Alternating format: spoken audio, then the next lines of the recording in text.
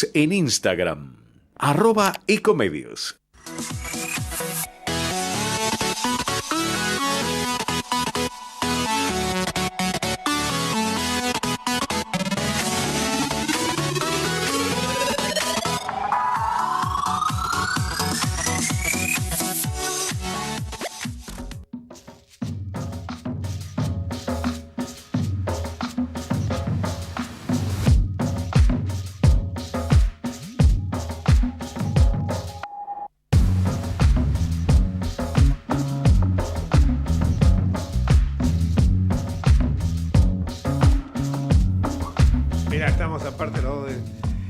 Muy buenas tardes, otra nueva edición de Entre Ustedes y Nosotros. Hoy estamos los socios, el doctor Pérez San Martino y quien habla, Jorge Enríquez. Los dos hoy estamos acá en el estudio.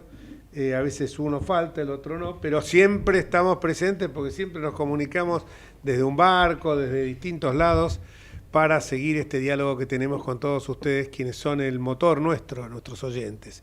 Las vías de comunicación, porque me la están reclamando, pese a que acá algunos me dicen que no es un programa para responder, pero yo entiendo que sí, vamos a habilitarlas, que es el teléfono 4325-1220, el contestador es 5254-2353, WhatsApp 3037-6895, la app móvil Ecomedios y la web ecomedios.com. Perdón, Jorge, podríamos agregar también nuestras cuentas de Twitter por si alguien quiere hacer algún comentario o pregunta.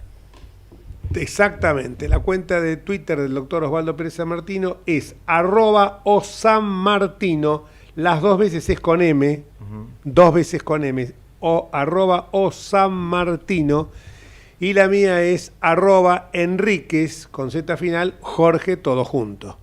@Osanmartino, @Enrique Jorge. Muy atinada, porque aparte les digo, si abren la cuenta de Osvaldo Pérez San Martino, está Osan Martino, no solamente hace comentarios muy sesudos acerca de la realidad local e internacional, futbolera también, con algunas pinceladas de tango y también con muchas, yo diría, más que pinceladas, son paredes pintadas con Borges, con nuestro entrañable Jorge Luis Borges.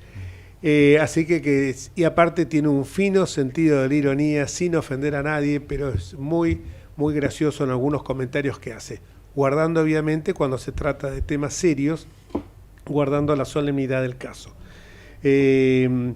Dicho esto, vamos a comenzar el programa de hoy. En el programa de hoy tenemos algunos invitados muy, muy especiales. Vamos a tener al doctor Ricardo Fernández Núñez desde Europa. Él está en estos momentos viviendo con bastante preocupación por los intereses que él ha tenido, pero más que por los intereses, por la gente que ha venido durante varias décadas trabajando con él. Es un empresario argentino, ya ha hablado varias veces, y ha estado en algunas oportunidades. Tiene un tema muy, muy afectivo y me voy a decir algo que a veces lo noto triste cuando hablo con él, porque evidentemente son muchos años y ha llegado a tejer lazos muy profundos con los habitantes, los ciudadanos de Ucrania. Muchos de ellos incluso trabajan y han trabajado, y ha generado una relación con ellos que trasciende el marco laboral para caminar o andar por la vía de los afectos. Por eso es que su preocupación es tan grande por esto que está pasando. Vamos a hablar de lo que pasó en Bucha, en ese suburbio de Kiev, y vamos a hablar también de todo el tema de la venta del gas, esa empresa que ha tomado su control Alemania, que era una empresa, una filial rusa, y advierto que ya lo tenemos en pantalla a nuestro querido amigo, el doctor Ricardo Fernández Núñez. Hola Ricardo, ¿cómo andás? ¿Qué tal, Jorge? ¿Cómo te va? ¿Cómo andan por ahí? Muy bien, acá estoy con Osvaldo. Hola, ¿qué tal, Ricardo? ¿Cómo te va? ¿Cómo estás, Osvaldo? ¿Cómo están? ¿Todo bien por ahí? Bien, bien, gracias. Muy bien. Osvaldo, muy bien. Osvaldo se quedó muy impresionado con la última vez, el último contacto que tuvimos, con algunos comentarios que hiciste, que Osvaldo dice, realmente está contando cosas de la guerra con mucho fundamento, con un absoluto conocimiento de quien está palpando in situ lo que está sucediendo, que no lo hemos escuchado por otros medios, ¿no es cierto, Ricardo? Bueno, es lógico porque una cosa es enviar un periodista, que puede estar una persona muy capacitada en temas generales, pero que llega y debe conocer una realidad que hasta ese momento le era ajena, y mientras que Ricardo hace muchísimos años que está en contacto con esa realidad, por eso el aporte de él es interesantísimo, me parece. Ustedes saben que yo veo bastante la guerra desde adentro, aunque parezca un eufemismo lo que estoy diciendo, porque yo tengo refugiados ucranianos que están trabajando acá en España conmigo, en Peñafiel. Yo en este momento estoy en Peñafiel, el pequeño pueblito del Castillo Encantado que está en la provincia de Valladolid, donde tengo mi bodega española. Y tenemos 5 ucranianos trabajando con nosotros, y el hecho de estar con ellos, trabajan a la mañana o a la tarde, siempre tenemos algo que hacer, ellos están en constante comunicación, pero permanente comunicación con sus familiares que están diseminados por Ucrania. Entonces, yo recibo durante todo el día una especie de informativo,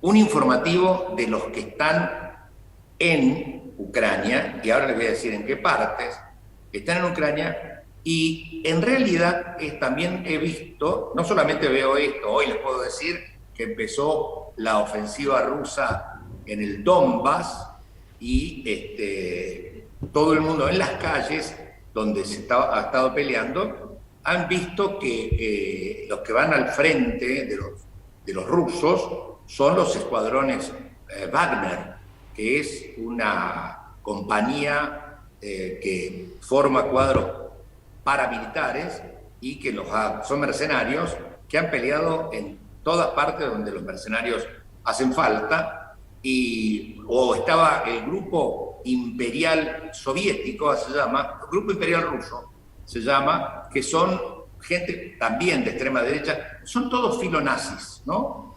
Entonces es un poco irónico que Putin diga que va a desnazificar Ucrania, cuando lo que realmente están mandando ahora en primera línea son estos grupos de ultraderecha que han sido reconocidos, inclusive uno de ellos participa en donde se puede en los congresos de partidos nazis, ¿no? O de partidos filonazis disfrazados de otra cosa porque están prohibidos o están penalizados. Entonces, pero lo que sí he visto en la gente ha sido el proceso de miedo, por llamarlo así de alguna manera. Es decir, cuando habla alguno de los que están cerca mío, cuando hablaban con sus familiares hace un mes, los familiares tenían una actitud, digamos, distante, o sea, porque no son gentes del interior, que no les habían llegado todavía los sonidos de las sirenas. Desde hace 15 días a esta parte, las sirenas suenan en todos los pueblos, hasta en los pueblitos chiquitos, suenan las sirenas, que son obligatorias en Ucrania tenerlas, en los ayuntamientos, en las alcaldías, suenan las sirenas porque sistemáticamente los rusos avisan que van a bombardear este pueblo. No se sabe cuál de los 50 pueblos que nombran van a bombardear, pero bombardean uno, de tal manera de que no crean que siempre es uno contra 49. Hay una posibilidad cada 49. Entonces, en realidad, hoy mismo, la gente tiene miedo de que lo bombardeen. O sea, ahora vamos a pasar, si ustedes quieren, a Bucha, pero la gente hoy ya tiene miedo de que los bombardeen, porque saben muy bien que la única forma que tiene Putin de seguir con esta guerra es destruyendo. Hay que tener en cuenta 2 o 3 parámetros. Putin ha destruido más de lo que ha conquistado. pero muchísimo más. De hecho, hoy está en absoluta retirada, haciéndose fuerte, reagrupándose en la zona del Donbass, donde, como les decía, hoy empezó una invasión, empezó una avanzada muy dura, porque el Donbass está dividido con una frontera que divide el Donbass ucraniano con el Donbass separatista. El Donbass separatista, están todos los soldados ucranianos y están empezando a avanzar están todos los soldados rusos y están empezando a avanzar por el Donbass, para el Donbass ucraniano, con lo cual han empezado a tomar algunos pueblos que ya los han tomado y con una brutalidad pocas veces vista, ¿no? Esto es lo que contaban hoy, esto es de hace 2 horas.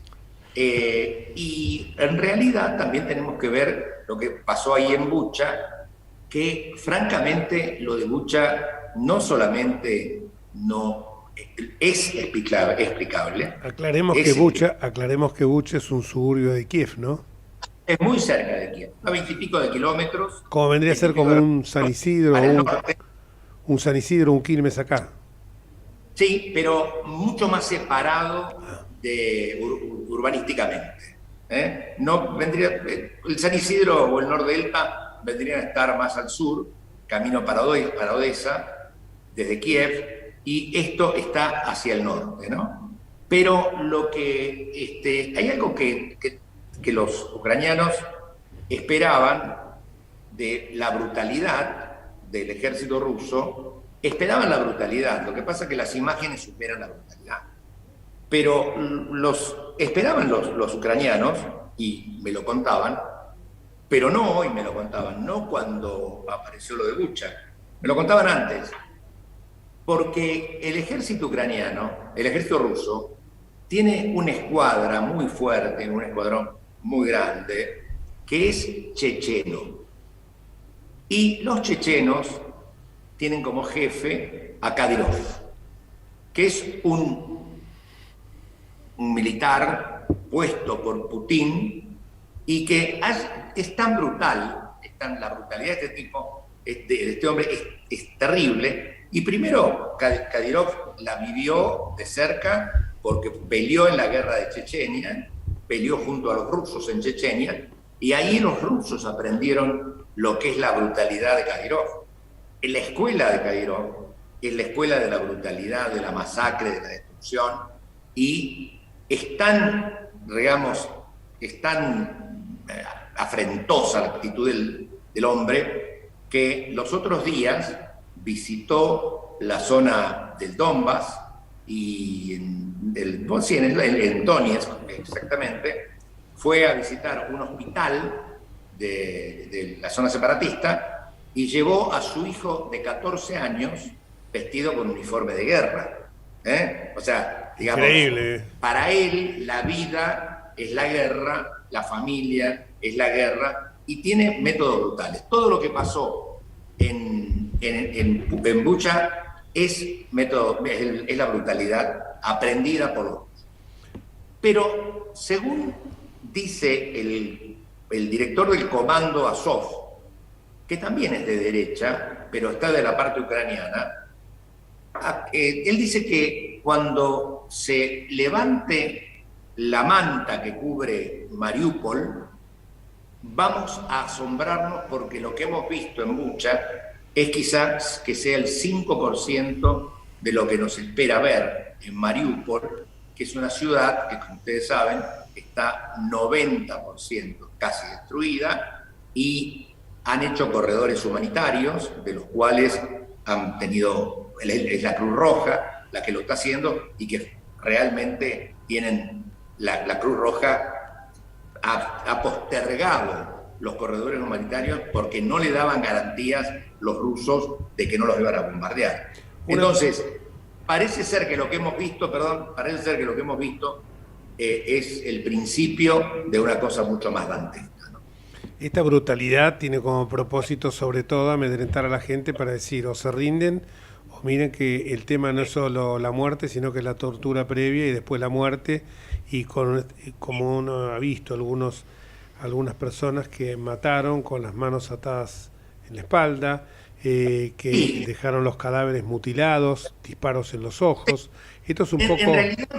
En realidad han matado a mucha gente. Todo el que sea opositor y que se anime a sacarle una foto y que ellos lo vean, lo van a terminar matando.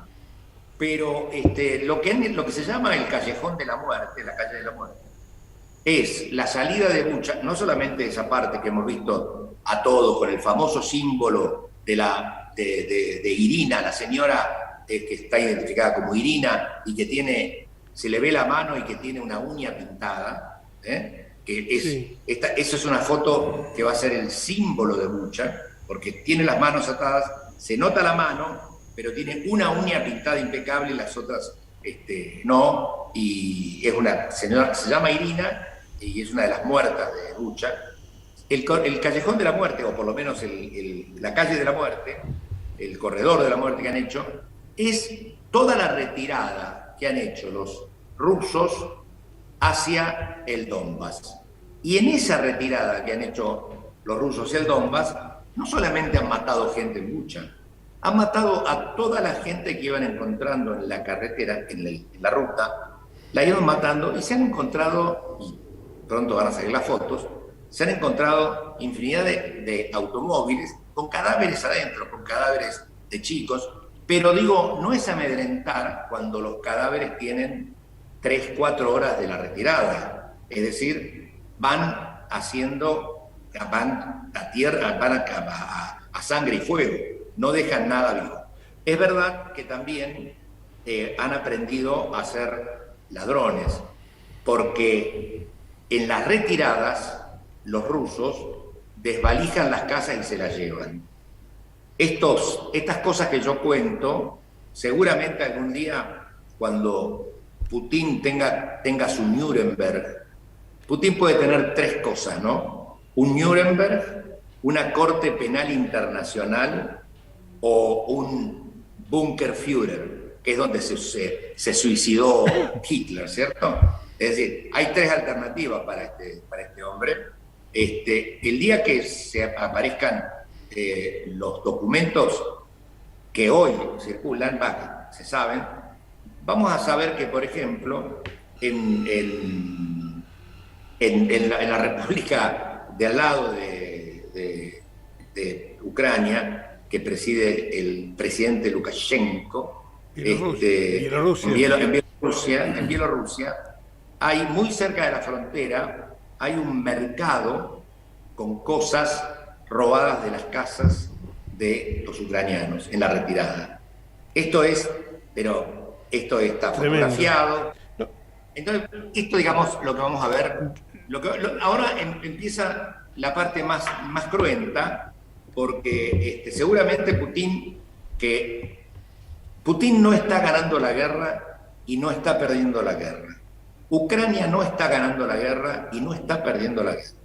En esta situación, Putin, su retirada va a ser seguramente con algo muy, muy cruento, que sea algo muy parecido a decir, bueno, yo tiro una bomba, destrozo 200.000, mato 200.000 personas y con eso me retiro a un lugar. Él ha dicho claramente, no va a sentarse a conversar con Zelensky hasta que no se firme el documento que están tratando de elaborar las dos partes. La verdad es que Zelensky ha dicho, ayer estuvo en 3 presentaciones. Zelensky estuvo en Irlanda presentándose, en las Naciones Unidas y aquí en España. Y ha dicho claramente que el cese de fuego lo necesitan desesperadamente, pero sin la presencia rusa en Ucrania. O sea, ley en Ucrania para Zelensky hoy es sin las repúblicas separatistas, porque son realmente bastante complejas. No, yo cuando decía el amedrentamiento es porque recordaba que una de las tácticas que le enseñó el ejército al Ejército Revolucionario del Pueblo, al ERP en la Argentina, en el Monte Tucumano, los angoleños y las fuerzas terroristas de Argelia, era justamente que no solamente había que matar al enemigo, sino que había que dejar señales claras de que antes de morir iban a pasar por torturas. Entonces dejaban en el monte tucumano, esto lo he visto yo, aparte no me lo han contado, dejaban cadáveres colgando que le faltaban los ojos o los testículos. Cuestión que cuando el ejército regular, compuesto en ese momento de jóvenes que eran conscriptos, veían eso, realmente les resultaba un panorama aterrador. Entonces era como un escarmiento. Mira, lo que les va a pasar a ustedes es esto, los vamos a matar, pero antes van a ser sometidos a estas torturas. Esto es una táctica que es muy común de los movimientos o de las agrupaciones terroristas o subversivas, que es para sembrar el miedo en la población. Esto es justamente lo que, por eso yo hablaba del amedrentamiento. Pero Pero hoy por hoy, con los medios de comunicación sí, que hay, ahora ya esto se transmiten online, las muertes se transmiten online, esta es la guerra de TikTok, ¿no? Como se la llama en alguna parte, y a mí me parece que la amenaza, digamos así, de que te pase algo en la guerra con los rusos, estaba instalada desde el día de la invasión. Porque no nos olvidemos que al imponerse la ley marcial, que llama a todo el mundo y prohíbe a los hombres salir del país, en ese momento, hubo mucha gente que se fue para el oeste, que todavía está en el oeste, y no muestra la cara porque tiene miedo. Bueno, si la muestra, le ponen un fusil en la mano y un uniforme y tienen que salir a pelear, ¿no? Pero de todos modos, creo que empezamos a ver lo dramático de esto porque hay varios aspectos de este tema. Lástima que yo voy a tener que cortar enseguida, pero por ustedes. Pero hay varios aspectos de este tema que nosotros tenemos que tener en cuenta. Acá juegan un montón de situaciones que son cómo siente cada parte esta guerra. Los ucranianos dicen, la OTAN está poniendo las armas, pero nosotros ponemos los muertos. Es decir, hoy, por ejemplo, han votado nuevamente, mañana se reúnen todos y van a votar para darle más armas todavía a Ucrania, muchas más armas, pero ahora están analizando la posibilidad de darle armamento pesado que hasta el momento no tenían. Pero los ucranianos y el presidente de Ucrania están muy enojados con Europa, con la Organización del Atlántico Norte, pero muy enojados porque no quieren poner más que armas. Entonces, además de ese enojo, tienen una demanda sustancial. Hay que profundizar las sanciones. Es decir, la gran sanción que tiene Rusia por ser aplicada es cortarle la compra de gas y de petróleo, que es un cheque de $1.000 millones diarios. Las compras de Europa a Rusia diarias son 1.000 millones. Y recién ayer Alemania se animó a tomar el control, intervino la empresa Gazprom Germany, que es la subsidiaria de la Gazprom, que es la productora de gas y el petróleo en Gazprom, de gas en Rusia, y ayer la intervinieron, pero por supuesto, pero le intervienen, pero el gas viene de Rusia, se cortan en Rusia, pero le intervinieron para que no hubiera manipulación con la producción ni con la distribución. Se están viendo algunas cosas tibias, ¿no? $1.000 millones diarios. ¿Perdón? $1.000 millones de dólares diarios paga sí. Europa. Ese es el cheque. Europa todos los días, son 1.000 millones. Ahora, diarios. en Alemania escuchamos que estaba asegurado, que Alemania había dicho que estaba asegurado el suministro de gas con esta toma que habían hecho del control de esta empresa. Sí, bueno, pero digamos, en la medida de que le sigan comprando, está asegurado porque no van a manipular. Desde la administración de Gazprom en Alemania van a seguir controlando el suministro, pero acá lo que está pidiendo Ucrania es que no le compren. Ahora han decidido en Europa no comprarle más carbón, Bueno, hay que tener en cuenta que el carbón está prohibido en Alemania, está prohibido en Polonia. Hay muchos países que ya no tienen ningún tipo de generación energética a base de carbón. Es suave, digamos.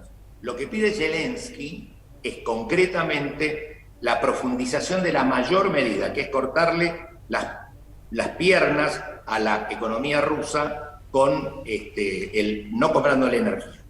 Y por otro lado está la visión de la Comunidad Europea y de Estados Unidos, que sigue con las sanciones. Ahora acaban de sancionar a las hijas de Putin, acaban de congelarle todos los activos, a la esposa y a la hija del ministro de Relaciones Exteriores de Rusia, Lavrov, y a algunos más oligarcas. Todos los oligarcas rusos tienen sus activos congelados. Dicen algunos que no tienen ni para comer. Imagínense que son fortunas tan grandes que están escondidas en cientos atrás de cientos de fundaciones, de trust y atrás de testaferros que de ninguna manera que le congelen. A Abramovich le congelan los activos, pero él dice que no tiene nada que ver prácticamente con el Chelsea, porque la que lo maneja es otra señora que se llama Ana, que es la dama de hierro que le dicen. Entonces, cada uno tiene su visión de lo que está haciendo y de lo que puede ser. Acá están diciendo por la televisión argentina, están pasando de que Abramovich acaba de comprar un cuadro de segundo nivel, un equipo de fútbol, un club de segundo nivel de Turquía que se llama Göztepe SK, que está comprobado que parece que lo compró Abramovich, o sea que a veces lo cortan por un lado, pero por el otro lado evidentemente tienen los medios como para seguir manejándose económicamente. Pero ninguna duda, es muy difícil a esta fortuna. Estamos hablando de gente que tiene 15.000 millones de dólares, 18.000 millones de dólares, tienen el poder de la droga, tienen el poder de los narcotraficantes, corrompen, compran todo. Es muy difícil a esta gente congelarlas en serio. Es decir, el congelamiento es mucho, hay un show-off en el congelamiento. Por supuesto, es bueno congelarlos para que no manden sus utilidades de los negocios que tienen a financiar la guerra, pero no es tanto, ¿no? Ricardo. Ustedes saben que... Sí. Perdón, ya me tengo que ir, ¿cierto? Pero tengo algo para contarles. Después. Espera, vamos al corte y seguimos.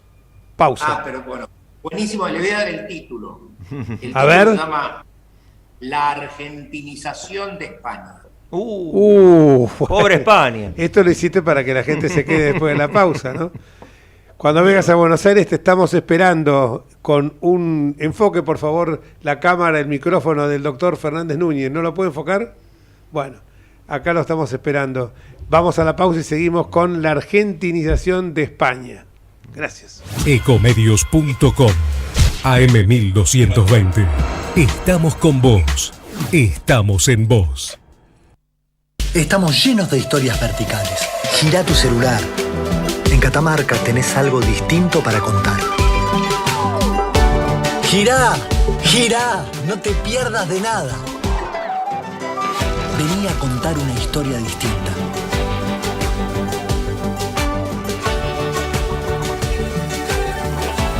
¿Querés descubrir algo distinto? Girá y vení a Catamarca.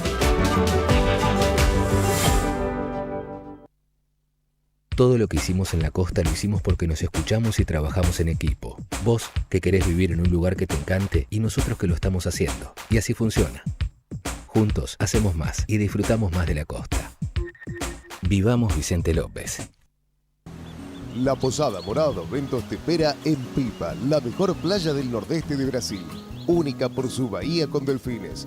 12 exclusivos departamentos y 3 piscinas circulares en medio de un jardín tropical. Podés venir con cualquiera de las vacunas aplicadas en Argentina. www.moradadosventos.com. Morada Dos Ventos, Pipa, el primer lugar cuando decidas viajar. Informate en ecomedios.com.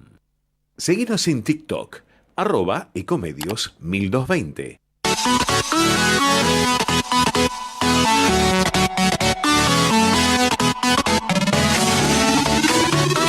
Escribanos en tu ciudad.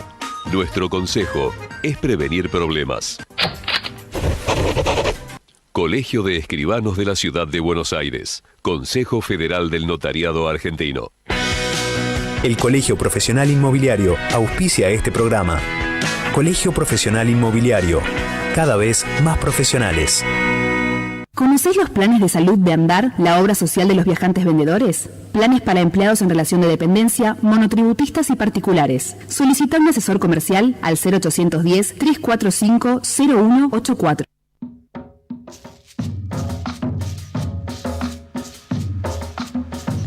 Seguimos en el aire con nuestro amigo Ricardo Fernández Núñez, abogado que vive hace muchísimos años en Ucrania, ahora está en España. Y en la pausa estábamos hablando que muchas veces no lo interrumpimos con los operadores, estábamos hablando que no lo interrumpimos con Osvaldo, porque la verdad que es muy interesante lo que dice. Y mucha gente que nos escucha es como si fuera un corresponsal de guerra, pero como decía Osvaldo, viéndolo in situ y con el sentimiento de alguien tan ligado a Ucrania, el pueblo ucraniano. Nos tiró el título y para que se vaya preparando para el título que le tiramos nosotros, él hace... Bueno, primero vamos con la argentinización en España, porque si no le iba a dar más suspenso, pero no. Hablamos de eso, Ricardo. Bueno, no sé si... Claro, los que tienen la suerte de vernos por internet y ver el video se habrán dado cuenta que cambié el fondo, ¿no? He cambiado el fondo porque ahora, digamos, yo estoy en la bodega en España y atrás, esta es la sala de catas y donde están los vinos, porque las botellas son las protagonistas en parte de lo que les voy a contar. Resulta que España acaba de tener, al 31 de marzo, acaba de tener de punta a punta, marzo a marzo, casi el 9,5% de inflación. Esta inflación acumulada que explotó en marzo, que en marzo ha sido el gran salto de la inflación, apunta a que el mes que viene también la inercia la haga crecer un poco más. Este nivel de inflación, los españoles no lo tenían desde 1985. Es decir, hace 40 años que dos generaciones prácticamente, los que tienen 40 años, los que tienen 20 años, dos generaciones han nacido y se han incorporado a la vida económica con un marco de estabilidad monumental. Es decir, acá todos nacieron con €1 y hasta hace poco compraban lo mismo, con el paso de los años, con €1. Y a veces más barato, porque hacía que la competencia, que es despiadada en algunos mercados, hacía que las cosas bajaran de precio, que los productores restaran o quitaran rentabilidad para competir. Ahora bien, aparece el 10% de inflación. Hoy los españoles compran el 10% menos de lo que compraron hace un año de los productos de la canasta básica, etcétera, etcétera. El gran motor de todo esto es la energía.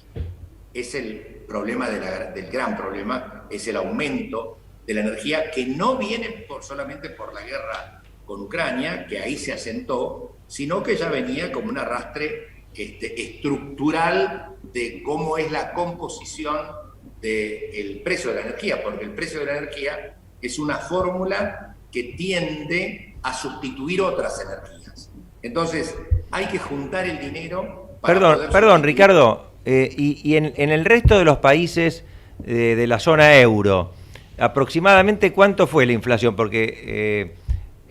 El promedio euro, como se llama, el promedio zona euro, fue del 8,5%. Ah. Todos los países han recibido el impuesto.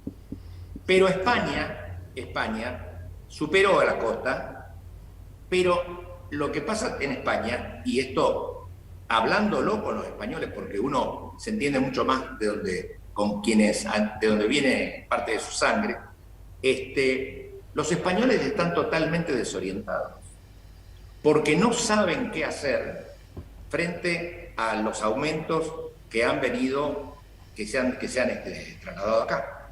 O sea, pero cuando yo digo la argentinización de España, es porque en esta bodega, como en tantas bodegas de la Ribera del Duero donde estamos y en toda la bodega de España, hemos recibido una carta de los productores de botellas donde informan que no hay listas de precios, sino que los precios se van a fijar al momento de la entrega del producto.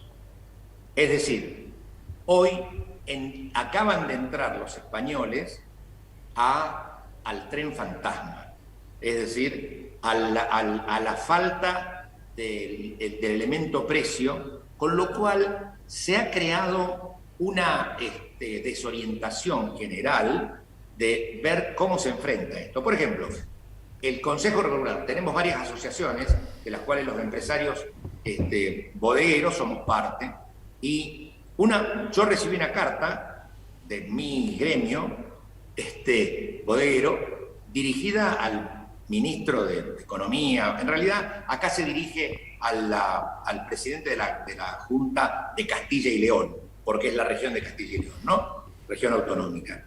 Entonces, donde le plantean que le dicen que tienen que hacer algo con el precio de la energía y con el aumento de los costos, porque se está poniendo en peligro el futuro de las industrias, pero no plantean nada en concreto, qué es lo que hay que hacer con los costos, ni qué es lo que hay que cortar, ni por dónde hay que encarar, que es el aporte que debería hacer una asociación profesional como esta, porque en realidad no saben cómo encarar el tema de la inflación. No saben cómo encararlo. Pero además de eso, que no saben cómo encararlo, se empiezan a desorientar y empiezan a hacer ruido otros precios. Entonces, o sea que ya no... ¿Perdón? Digo, o sea que aparte de la virome, el colectivo y el dulce de leche, también importamos la desorientación que produce la inflación. O sea, yo siempre y digo, hacerlo hacerlo en Unión Europea, que tiene moneda única y que para imprimir €1, no sé, debe tener que pedir una autorización, hacerlo ahí, la verdad que son unos genios, ¿eh? Bueno, pero digamos, la señal, ellos están desorientados frente a la señal de algunos productores. No se sabe cuál es el precio del corcho, las imprentas no están trabajando, digamos, a full, pero no prometen, no fijan precio, sino que te dan fecha para más adelante y a negociar, te dan turnos para la producción de algo. Hay un atraso en la producción debido, entre muchas miles de causas, que durante 2 años el mundo estuvo parado, sin producir, con las industrias a media máquina, y el timing del trabajo es un hábito que se ha comprobado que se pierde rápidamente. O sea, hay mucha gente en España que se acostumbró a no trabajar. Hay mucha gente en España que se acostumbró a no ir a la oficina, y hoy ustedes estarán al tanto de la teoría de la gran dimisión, ¿cierto? En la teoría de la gran dimisión la ha hecho un psicólogo, que es un psicólogo de empresas de Estados Unidos, que él imaginó que si la gente se quedaba en la casa, seguía quedándose en la casa, lo que iba a ocurrir en algún momento era que cuando tuvieran que volver a trabajar, iban a renunciar a su trabajo. En Estados Unidos, el índice de renuncias a su trabajo se ha colocado, se ha aumentado el 100%. El 100% de renuncias. No quiere decir que haya renunciado todo el mundo. Bueno, y acá ha pasado algo parecido. Lo cierto es que hoy yo le escribía a un amigo. Les voy a mandar la carta esta a la que me hago referencia, porque van a abrir los ojos, se van a dar cuenta que esto es lo que hemos leído durante muchísimos años en la Argentina, esta carta de que no te fijo el precio y te lo voy a fijar el día que te entrego. Y lo que sí, le escribí a un amigo y le decía, mirá, si no fuera porque todos han sido un desastre, yo traería a un ministro de Economía argentino para que se suba a esto y trate de enderezar el barco. Pero ¿qué ejemplo podemos dar nosotros que estamos proyectando? Además, perdón, me imagino que en los salarios reales, es el poder adquisitivo de la población, habrá sufrido una merma importante, porque no deben estar acostumbrados como nosotros a indexar, a tener convenios colectivos que actualizan por inflación, cláusulas gatillo, todos esos mecanismos de protección para quienes estamos acostumbrados a convivir con la inflación. Los hay.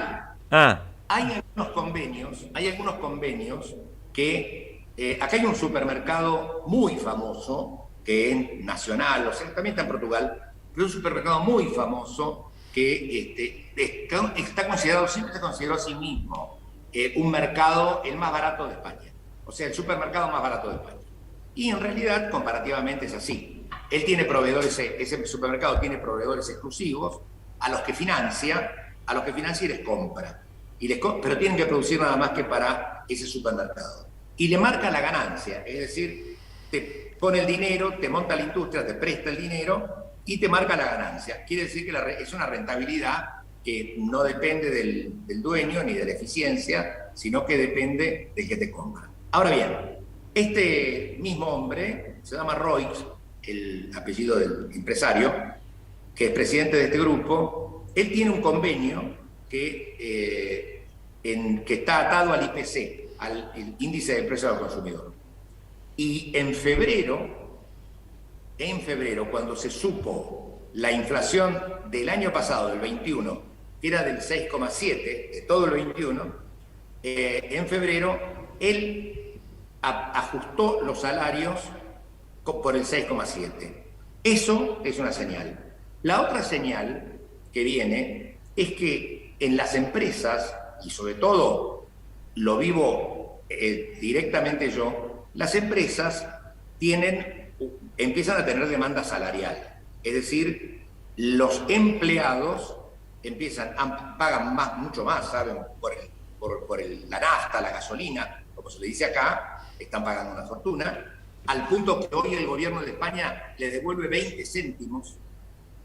céntimos por litro a partir del viernes pasado, pero la contrapartida de un negocio serio, o sea, de un Estado serio, es yo te doy 20 céntimos de euro menos por litro, pero vos a fin de año me lo vas a tener que declarar como ingreso en tu declaración de impuestos. O sea, te lo presto y te lo doy, te lo regalo. Pero si eso genera una alteración en tu carga impositiva, vas a tener que pagar los impuestos. Realmente es una medida que a mí me parece seria, justa, pero han tenido que bajar 20 céntimos porque tenían una huelga de transporte que dejó desabastecida a casi toda España durante 14 días. Y esto, la realidad no es que salga en los diarios, sino que se nota y además, piénsenlo así, nosotros hemos demorado para distribuir nuestros vinos, que digamos tenemos una logística muy, muy buena, hemos demorado a veces una semana para mandar los vinos a Madrid. En el caso de que sea Madrid, que es muy cercano. Empezó la crisis en España, y esto se va a empezar a reflejar en los precios. Y la inflación está acá, en la esquina, y cuando hablo de la demanda salarial, yo sé lo que significa cuando empiezan a subir los salarios por la escalera, pero los precios por el ascensor, ¿cierto? Entonces... Lo conocemos bien. Lo conocemos bien. Bueno, pero claro, entonces... Pero esto, nosotros argentinos, somos... la verdad, a mí, yo los miro y les digo, ustedes acaban de entrar, de subirse al tren fantasma. Esto, se lo digo a todo el mundo. Ustedes acaban de subir al tren fantasma. Lo que está pasando acá es algo que para nosotros es mensual. Ojo, no sé cuánto si han oficializado el índice de marzo en la Argentina, pero... No, todavía no, pero se sabe que va a andar del 6 para arriba. Claro, y eso proyecta una inflación del 70% anualizada, ¿no? O sea, a prepararse también, porque en Argentina vamos bien. Señores, les quiero decir que aquí son exactamente las 10:50 de 11 la menos noche. 10. Hora de tomar una buena copa de alguno de esos vinos. Me tengo que... Ricardo, querido, muchísimas gracias y te esperamos el próximo miércoles, como siempre, porque la verdad que es muy interesante, quedaron varias preguntas para hacer, pero vamos a dejarlo para la semana que viene. Y ahora... Si no, es como si yo hiciera el programa para mí, me parece una vergüenza por la gente que escucha. No, Ricardo, no es que lo hacemos para vos, pero es muy interesante lo que comentás y sobre todo porque a veces acá me da la sensación que todavía estamos viviendo en una burbuja y no nos damos cuenta de lo que está pasando en otras partes del mundo, la seriedad que tiene esto frente a un mundo que fue alterado en su normalidad por la pandemia y que ahora esta guerra va a tener coletazos muy fuertes, sobre todo en lo que hace al campo energético. Muy fuertes, muy fuertes. Y Rusia, su miseria, la va a esconder tras una cortina de hierro. Rusia va a tener miseria, pero nosotros no vamos a verla porque, salvo que la televisen, Rusia va a esconder siempre la verdad. Muchísimas gracias. Gracias, Ricardo. Nos vemos el próximo miércoles, si Dios quiere. Y ahora vamos a una nota que teníamos ya programada con la doctora Jimena Latorre. Jimena Latorre, como todos saben, ayer ganó con un triunfo realmente muy abultado las elecciones de las elecciones de los representantes del estamento de los abogados en el Consejo de la Magistratura, algo que se está transformando en un tema muy espinoso, muy árido para el gobierno y que también está poniendo en el tapete todo lo que veníamos nosotros hablando con Osvaldo Pérez San Martino como constitucionalista, del funcionamiento de los consejos de la magistratura acá y en otras partes del mundo, la inmisión que en muchos casos tiene el poder político sobre la designación de los jueces, y por otro lado que también lo que se aspira es que no exista, que no se transforme en un autogobierno de los jueces, o sea que esta famosa equilibrio en la integración se respete, como señala el artículo 114 de la Constitución. Siempre recordamos, y no es porque yo ya presido la Comisión de Justicia y Seguridad de la Convención Constituyente de Buenos Aires, no quiero ser autorreferencial, pero para evitar estas situaciones que mayorías coyunturales generan la posibilidad de alterar la composición del organismo ante esta fórmula tan laxa, tan abierta, el 114 de la Constitución Federal. En la Constitución local establecimos que eran 9 miembros, 3 elegidos por el estamento de los abogados, 3 representantes de la legislatura, 3 representantes, no legisladores, de la legislatura y 3 representantes del estamento de los jueces. Jimena, buenas tardes. Antes que nada, felicitaciones por tu triunfo y contanos un poco cómo estás viendo esto frente a ese plazo fatal, ese plazo que estableció la Corte de que el día 16, si no está el Consejo de la Magistratura funcionando con la presidencia del presidente de la Corte, se paraliza directamente y bueno, caemos en algo que a lo mejor va a ser sumamente pernicioso para seguir sosteniendo la bandera de una justicia independiente del poder político. Hola Jorge, ¿cómo estás? Bueno, primero que nada, gracias por el llamado. La verdad que muy contentos con el resultado, sacamos el 60% de los votos, la victoria fue contundente con una diferencia de 20 puntos. Esto es producto del trabajo de todo un equipo, un trabajo que se hizo a nivel país, colegio por colegio de abogados, hablando con agrupaciones de abogados, trabajando con el espacio que integramos, Abogados en Acción, que tiene sus abogados en todo el país, y esa construcción que nos permitió ir con una muy buena propuesta, una plataforma que se construyó con las conversaciones que veníamos manteniendo con muchos abogados que en el día a día sufren en lo que es el sistema de la justicia federal, Y bueno, el resultado de la elección entiendo que refleja eso, ¿no?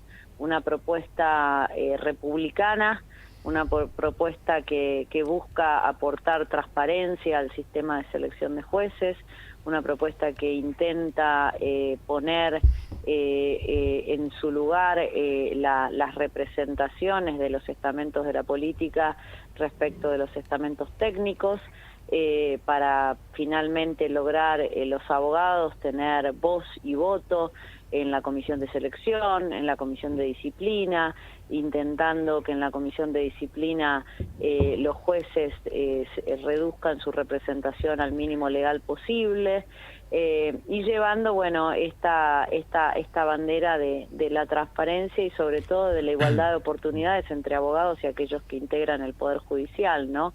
Que hoy 9 de cada 10 jueces vienen de la familia judicial y no vienen de la abogacía independiente, ¿no? Ahora, fue bastante baja la participación ayer, ¿no?, de los abogados. Yo no sé qué porcentaje fue del padrón, pero... Sí, es como decís, de 164.000 abogados que tenemos en el padrón federal, históricamente no votan nunca más del 10%. La participación de los abogados es muy baja, y eso es en términos históricos, y habla de un muy bajo nivel de compromiso que tenemos los abogados al momento de elegir a nuestros representantes, en un lugar nada más ni nada menos que el Consejo de la Magistratura Nacional, ¿no? Ese era el sentido de mi pregunta, porque realmente... yo le pediría a nuestros colegas que se comprometan un poco más, porque después todos se quejan, y con razón, de los problemas de la justicia, de su falta de independencia, de la falta de idoneidad de algunos jueces, y de todo lo que sabemos. Y los abogados tenemos un cierto privilegio que nos da la Constitución, que no tienen otras profesiones u otras actividades, que es poder participar con nuestro voto en la elección de representantes que van a integrar el Consejo de la Magistratura. Y nos toma unos pocos... Yo fui ayer a votar, fue muy rápido, nos toma pocos minutos, y no puedo, me cuesta mucho comprender que tal vez la gran mayoría no fue, y se ha perdido de esta oportunidad, ¿no es así? Sí, en realidad confluyen varios factores, porque cuando viajas al interior te das cuenta que el sistema está armado para que los abogados no participen. Vas a Santa Cruz y tenés una única mesa electoral en Río Gallegos, y tenés abogados con matrícula federal que tienen que hacer 700 kilómetros para ir a votar.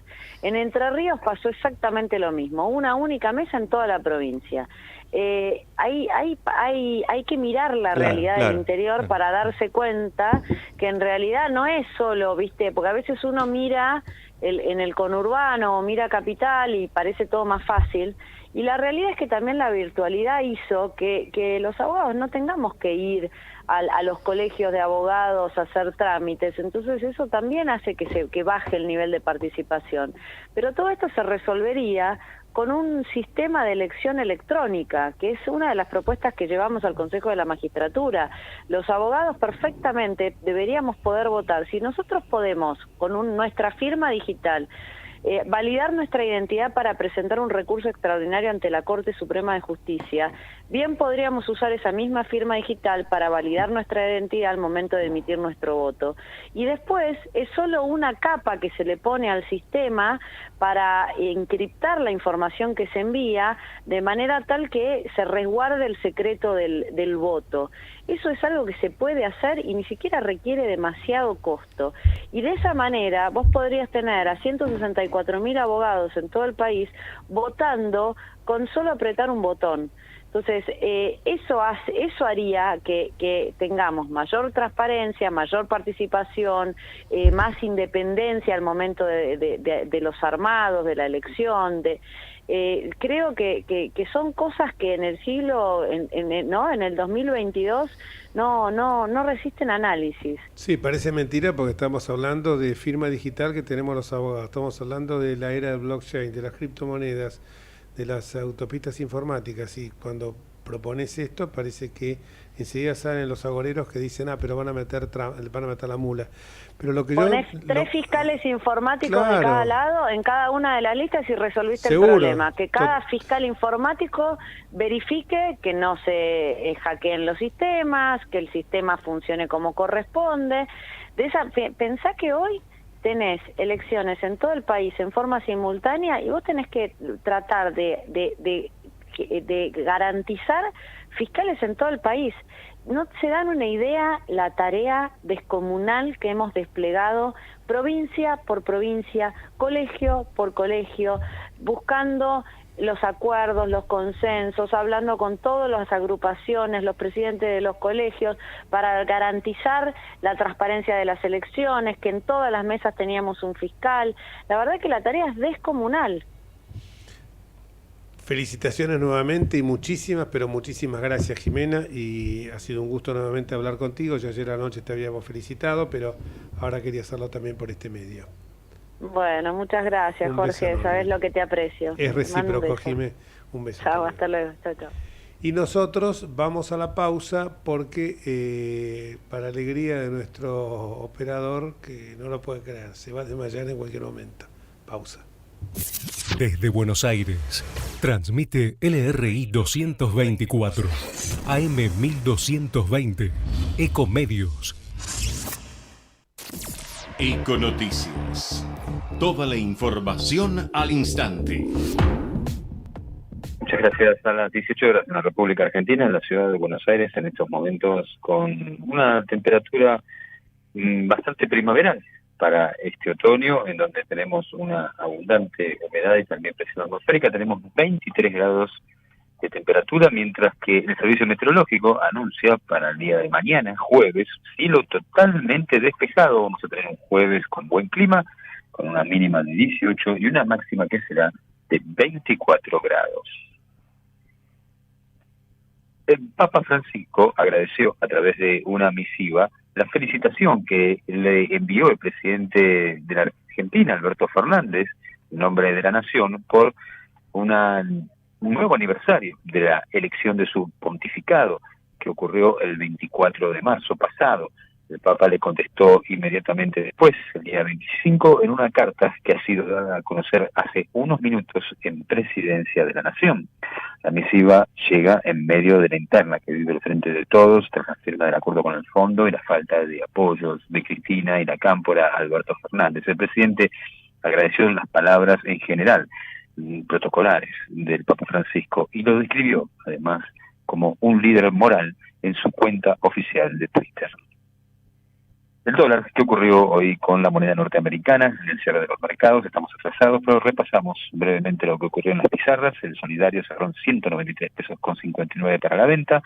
El dólar MEP, también oficial, en 190 con 53 para la venta. El libre, el blue, aquel que no es oficial, hoy cerró en 196 pesos, cayó un peso con respecto al cierre de ayer. El contado con liquidación, 189,58 para la venta, y el dólar oficial hoy trepó hasta los 117 pesos para la venta por unidad. El Villarreal acaba de derrotar al Bayern Múnich y alimentó el sueño de dar otro golpe en la Champions League. Atención, porque en el fútbol europeo se produjo una novedad en donde el Villarreal, con un gol de Arnaud Danjuma, se impuso por la mínima diferencia ante el gran club alemán, el Bayern Múnich. La revancha, desde luego, será en Alemania, pero el submarino amarillo, como se conoce al Villarreal, este equipo ha jugado realmente muy pero muy bien y contó en la ofensiva con el argentino Giovanni Lo Celso. En Buenos Aires, un informe de Antonio Bergamo. La mejor información pasó por Econoticias, ecomedios.com. Desde Buenos Aires, transmite LRI 224, AM 1220, Ecomedios. Tengo algo excelente para recomendarte. MGN Salud es una empresa de medicina que te da más servicios, más beneficios y la mejor atención. Anota, llama a MGN Salud al 4629-3351. Podés asociarte ahora y aprovechar tus aportes. Llama al 4629-3351 y asociate a MGN Salud. MGN Salud llegó para cuidarte. Superintendencia de Servicios de Salud, www.sssalud.gov.ar, 0800-222-72583. RENEM, número 117924.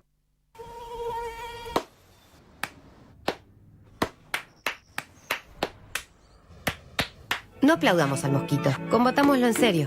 Para combatir el dengue, el zika y el chikungunya, evitemos que los mosquitos piquen y se reproduzcan. Usemos repelentes, coloquemos tules en la cuna de los bebés y demos vuelta a contenedores para que no se acumule el agua. Si tenés fiebre alta, dolor de cabeza y dolor muscular, no te automediques y acudí al médico. Encontrá más información en argentina.gov.ar. Argentina Unida, Ministerio de Salud, Argentina Presidencia.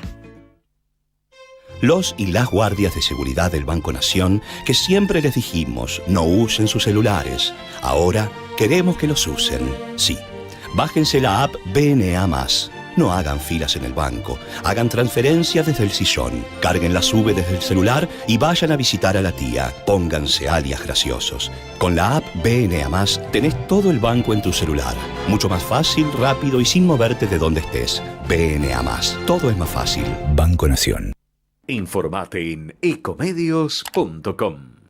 Seguinos en Twitter, @ecomedios1220.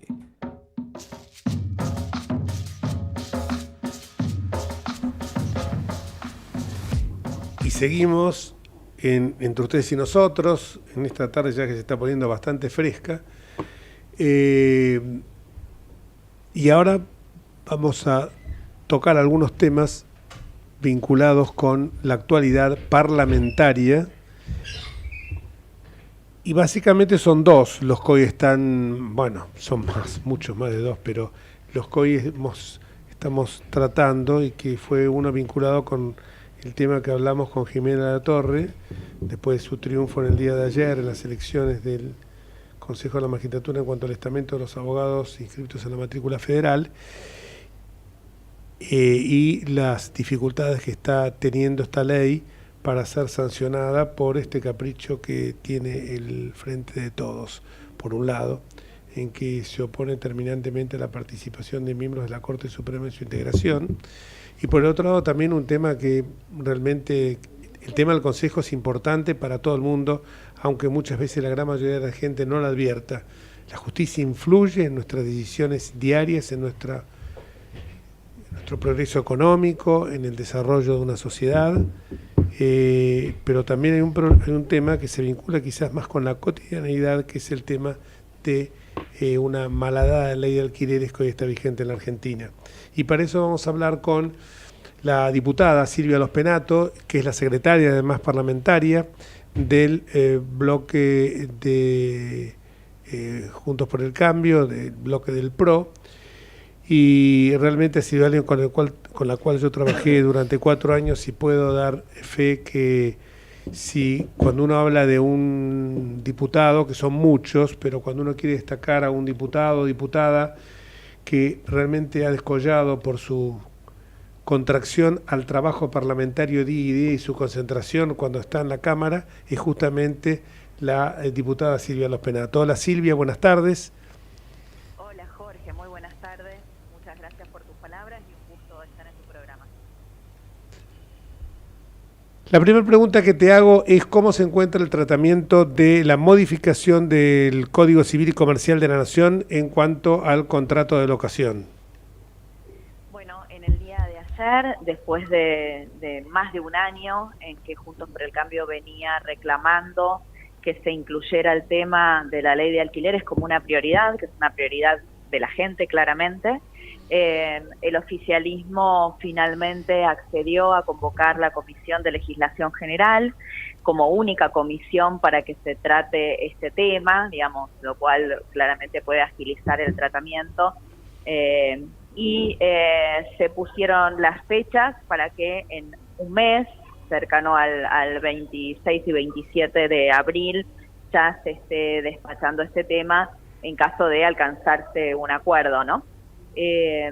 Mientras tanto, lo que van a suceder son distintas audiencias públicas donde todos los involucrados, inquilinos, propietarios, desarrolladores, especialistas, inmobiliarios, que forman parte del mercado locativo, puedan tener voz, sobre todo para ver, bueno, qué es lo que pasó con esta ley, por qué la ley no cumplió los objetivos para los cuales fue sancionada, qué es lo que se puede mejorar, cambiar o derogar para tratar de traer algo de tranquilidad a este mercado.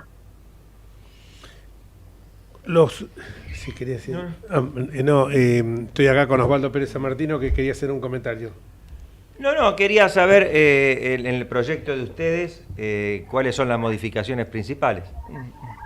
Bueno, Osvaldo, no es que haya un proyecto, hay en el bloque PRO hay 12 proyectos para que tengas una idea.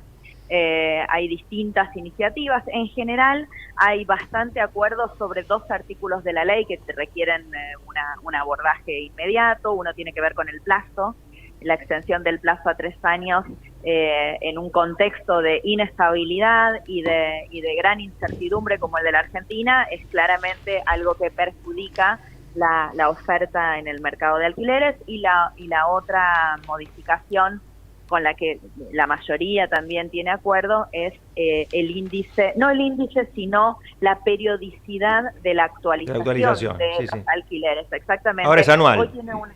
Ahora tiene una periodicidad anual en un contexto de altísima inflación como el que tenemos en la Argentina.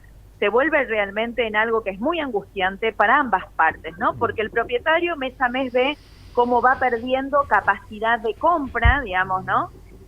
Lo que percibe por esa renta, y el inquilino que se encuentra una vez por año con un aumento sideral, ¿no? 54% los que les esté tocando el aumento ahora, y nadie de un mes al otro tiene un aumento de salario, digamos, de esa magnitud, con el cual hacer frente las familias a este aumento del alquiler.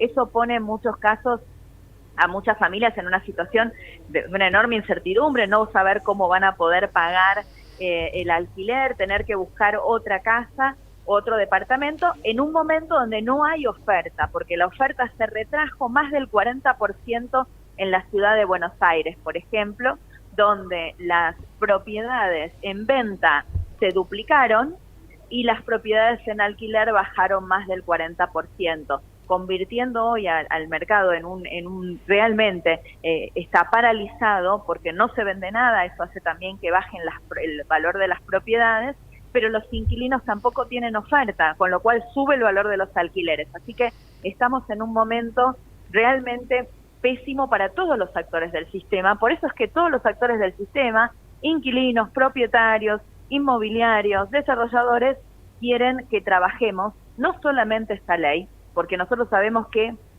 esta ley no va a resolver los problemas del mercado inmobiliario. Esta ley en un país sin inflación tal vez hubiera funcionado, ¿no? Porque el problema del índice de actualización y el problema de los 3 años es básicamente el contexto de alta inflación.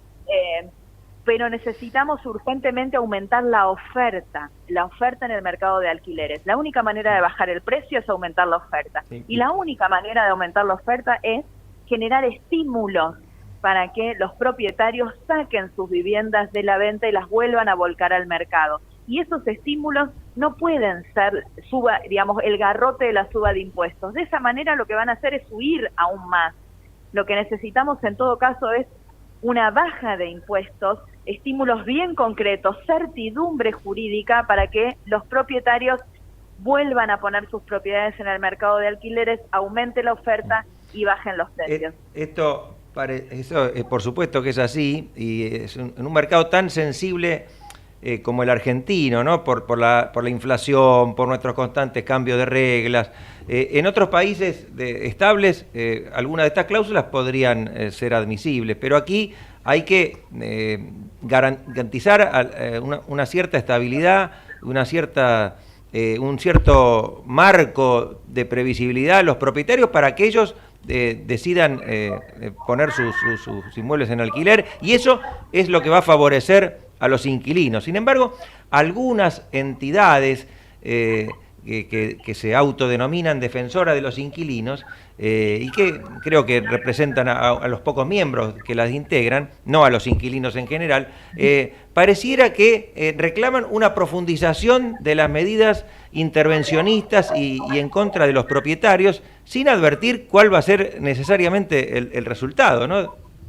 Bueno, ellos son los que nos trajeron hasta acá y por supuesto no van a ser los que nos saquen desde este lugar, claro, ¿no? Así que hay que tener muy cuidado con esas organizaciones que en primer lugar uno no sabe muy bien a quiénes representan. La mayoría de los inquilinos, la mayoría de las familias argentinas que pasan por esta situación desearían que no estuviera esta ley, digamos, ¿no? Y que el mercado no se hubiera complicado de la manera en que se complicó, con lo cual, digo, primero pensemos cuál es el nivel de representatividad. Y en segundo lugar, hay que decir que todas las políticas que proponen el proyecto de Gioja o el proyecto de Marciota, que son fijar precios máximos, crear impuestos como el impuesto a la vivienda ociosa, todas esas medidas son medidas que se han implementado en otros mercados. Este mismo gobierno, digamos, los precios máximos lo ha implementado en todos los mercados, no han servido para nada, han, digamos, generado condiciones aún peores para las personas, así que creo que definitivamente por ahí no es el camino.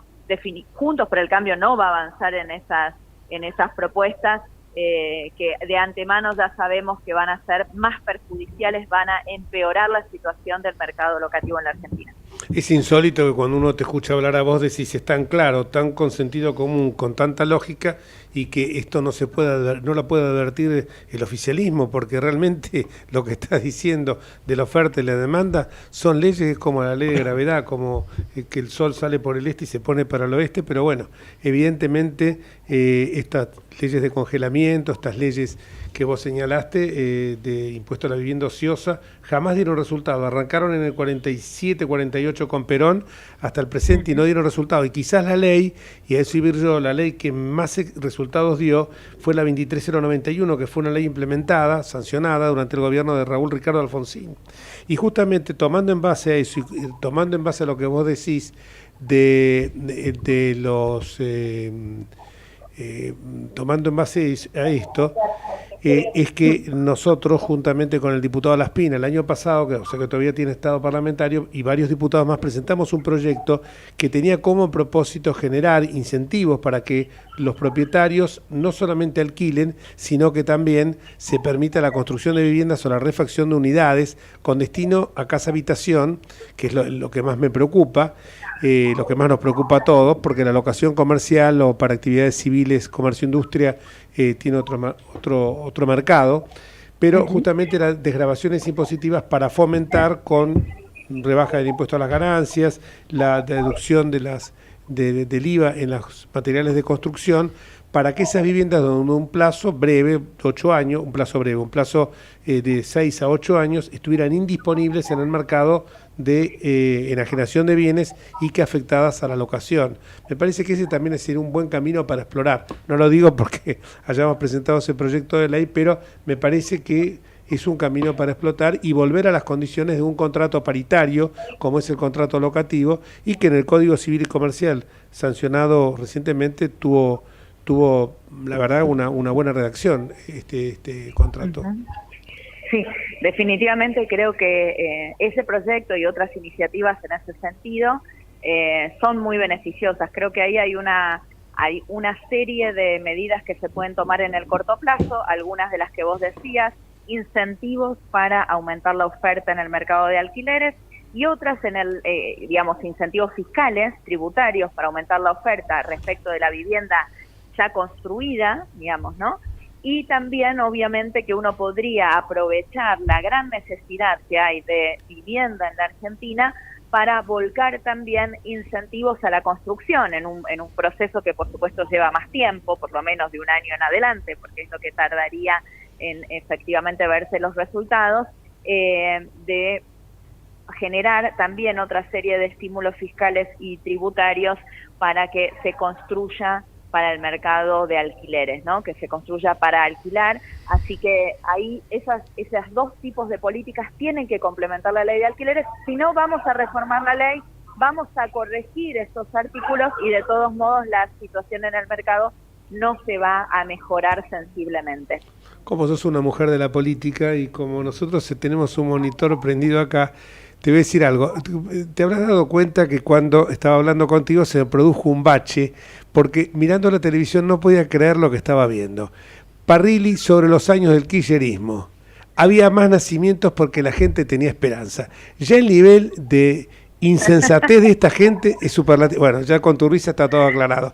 Es superlativo, pero no sabes las cosas que a veces nosotros estamos viendo los miércoles de 5 a 7. Perdón, Jorge, pero quizás si había más nacimiento lo vinculo con otra manifestación que había hecho Tolosa Paz. Puede ser porque durante el peronismo pasaban otras cosas que generaban estos resultados. Bueno, mira, el miércoles pasado me acuerdo que el otro que comentamos fue que la Argentina, dijo Alberto Fernández, la Argentina tenía que ser acreedor mundial, acreedor climático, ambiental, porque es el país que más oxígeno generaba. Ya en lugar de estar pensando en los temas más urgentes de hoy, que es la inflación que nos está devorando el bolsillo, los salarios, o en la inseguridad que nos hace víctima de violadores, asesinos y chorros y ladrones, están hablando estas pavadas. Es increíble. Bueno, en esa misma lógica te digo que en medio de una crisis tremenda en el mercado de alquileres y cuando se dicen dispuestos a tratar de mejorar esta situación, la directora de la FIP, la doctora Marco del Pont, realiza una medida que es absolutamente, a mi juicio, ilegal, ilegítima y absolutamente discriminatoria, como es el revalúo para las propiedades en la ciudad de Buenos Aires. Y obviamente que eso también afecta el mercado de alquileres, porque afecta las inversiones que cualquier persona pueda hacer en el mercado de la propiedad, ¿no? Así que tiene, y tal vez es una afectación más grande que otras medidas. Primero por la inseguridad jurídica que genera que una simple disposición administrativa, un órgano administrativo, pueda cambiar las condiciones y los montos, las cuantías de estos impuestos, multiplicándolas por 5 en algunos casos. O sea, no es que la aumentan un poquito, sino que definitivamente hacen un ajuste brutal sobre el patrimonio de las personas. Pero además están afectando uno de los lugares donde el sector privado invierte valor, invierte ahorro privado en beneficio de toda la sociedad, porque justamente cuando un privado, una persona ahorra, compra una propiedad y la pone en alquiler, digamos, vuelca su esfuerzo, su ahorro en algo que genera bienestar social también, porque resuelve una demanda de vivienda de otra persona que pueda acceder a ese alquiler. Bueno, todo eso se afecta fuertemente, y la seguridad jurídica con estas decisiones que toma un órgano administrativo como es la FIP, y creo que tenemos que mencionar esto porque todavía me parece que no ha tomado el nivel de Estado público que tiene que tomar. Seguramente cuando a la gente le vengan las boletas, claro. Sí, en realidad cuando el contador te diga, bueno, es la boleta, ¿no? El contador te diga lo que te corresponde. Sí, claro. La gente vea esos anticipos y se va a asustar, pero no solamente los afectados, ¿no? Porque si nosotros convalidamos este procedimiento que va en contra de lo acordado en el acuerdo fiscal, si nosotros convalidamos esto, luego irán por otras provincias, ¿no? Así como hoy fueron por la ciudad de Buenos Aires, luego van a interpretar que también tienen que revaluar Córdoba o cualquier provincia gobernada por la oposición. ¿Y por qué, perdón? ¿Esto es específico para la ciudad de Buenos Aires? Perdón.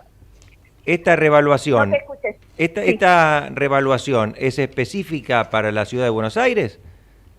El revalúo, sí, solamente lo aplicaron sobre la ciudad de Buenos Aires. ¿Y con qué criterio se hace esa discriminación? Si es que hubo alguno, porque me resulta extraño. Bueno, por supuesto que con un criterio absolutamente inválido, inválido absolutamente, porque cuando el consenso fiscal se firmó, se creó un organismo que iba a hacer un análisis para crear un valor fiscal homogéneo en todo el país, ¿no? Dividido por regiones, obviamente con las particularidades, porque sabemos que en muchos casos las provincias no hacen estos ajustes y entonces el impuesto a los bienes personales va deteriorando su capacidad recaudatoria. Pero esto de ninguna manera se puede hacer, primero por fuera de este organismo, segundo en contra de la propia jurisdicción y en contra de la propia ley local que establece cuál es el valor fiscal homogéneo que debe aplicarse para el impuesto a los bienes personales, y mucho menos puede hacerse solo para una jurisdicción y no para todas las jurisdicciones. Así que me parece que es un tema que les propongo tal vez en el próximo programa con algunos especialistas tratarlo, porque va a afectar muchísimo. No solamente digo ahora a los porteños, pero más adelante será a los habitantes de otras provincias si termina convalidándose este procedimiento que quiere imponer Marco del Pont. Muchísimas gracias, Silvia, y no solamente vamos a recurrir a especialistas, sino que te vamos a convocar a lo largo de este año a vos para que nos ilustres sobre los temas parlamentarios, porque la verdad que ha sido un excelente reportaje. Acá me están haciendo esos gestos desde la cabina de transmisión, así que muchísimas gracias, y te vamos a tener como cronista parlamentario, o sea, por los dos lados. Por un lado, por ser partícipe y actora de este tema, y por el otro lado, actora sería lo más correcto, actora de este tema, y por el otro lado también para que emitas tus comentarios que, como lo hemos podido apreciar a lo largo de esta nota, son muy certeros. Un beso enorme. Bueno, muchísimas gracias, Jorge, a ambos, que tengan gracias. Buenas tardes. Saludos. Chao, a disposición. Bueno, y tenemos varias cositas para hablar ante los 5 minutos estos, y que le voy a tirar un poco de la lengua a Osvaldo para que diga. Recién el jefe del ejército acaba de decir que hay soldados y soldadas. Bueno, hemos perdido la capacidad de asombro ya, ¿no? Y soldades determina ver. Porque tendría que haber dicho soldades. Soldades. Lo van a criticar. Lo van a criticar. Porque no dijo soldades. Ahora, ya esto es increíble. Bueno, soldadas. En fin, es algo que a nosotros... Soldaditas de ploma. Nos molesta. Yo qué sé. Las personas más jóvenes lo toman quizá como algo más natural. Para mí es sumamente artificial, no me acostumbro a esto, no hago de esto una cuestión ni moral, ni formal, ni gramatical, sino simplemente me parece artificial. A mí vos sabés que no me gusta y no me adapto, y creo que es innecesario, es una sobreactuación, en fin. Es estar bastardeando la lengua, además, porque soldada no existe en el bueno, te dirán no existe, y tantas cosas no existieron antes y existieron, y después la lengua va evolucionando. Se construye pero lo que pasa es que se construye más evolutivamente, más naturalmente y a lo largo del tiempo, mientras que acá hay algunos grupos que tratan de imponerlo esto como si fuera... Y encima generan en otros una culpa si no se adaptan a estos cánones. Esto es lo que a mí realmente me disgusta. Y lo otro, para comentarte, es, bueno, el de los nacimientos, ya lo comentamos. No, yo pensaba, mientras hablábamos con ella, de que en definitiva hablamos de un precio, que es el alquiler, entre otros de la economía, y hoy leía que Moró, el diputado Moró, también en línea con el kirchnerismo duro, el Instituto Patria, le está exigiendo al gobierno que sea más enérgico en la lucha contra la inflación, pero no como todos se lo podemos exigir, pero nosotros lo que le pedimos es que combata las causas, es decir, que combata los desequilibrios macroeconómicos, que reduzca el gasto, que no le dé tanto a la maquinita. No, él, ¿qué es lo que propone? Que dicte un DNU para limitar los precios. La solución, la varita mágica. Un decreto del presidente va a terminar con la inflación. La verdad que sinceramente no logro entender esto, no sale de mi asombro cómo pueden todavía insistir con recetas tan antiguas, tan anacrónicas y sobre todo tan fracasadas, ¿no es cierto? Tan fracasadas porque, digamos, si hay un país que tiene una larga experiencia y que podemos, como hoy hablamos con Ricardo Fernández Núñez, de la inflación que está teniendo España, que para nosotros es leve, pero para ellos es muy alta, y cómo nosotros conocemos mucho más del tema, y sin embargo se siguen machacamos, o sea, no aprenden de la experiencia, o aprenden y quieren mentir. Sí, no. No O a puedo lo creer mejor que sea- como no tienen otra solución, no vislumbran, y como estaban nubilados que cualquier receta que salga de los cánones tradicionales implica una afectación o un deslizamiento hacia el neoliberalismo, dicen, no, esto no avancemos. Vos mismo el otro día dijiste algo que me pareció muy sensato.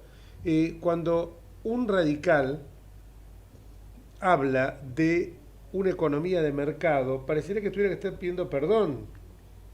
Sí, y en realidad, como lo habíamos comentado alguna vez, hay que leer un poco a Alem. Alem criticaba, y Irigoyen también, el emisionismo llamaban ellos. La posibilidad en ese momento no existía Banco Central, pero de los bancos ellos estaban muy en contra de los bancos públicos que hacían emisiones exageradas, estaban en contra en definitiva de la inflación, estaban en contra del proteccionismo, estaban a favor de la libertad de mercado. Esto pareciera que ha quedado en el olvido, pero hacia la tradición del radicalismo, así que debería recuperarse. Venga a explicarnos, dice Máximo Kirchner, qué son situaciones difíciles.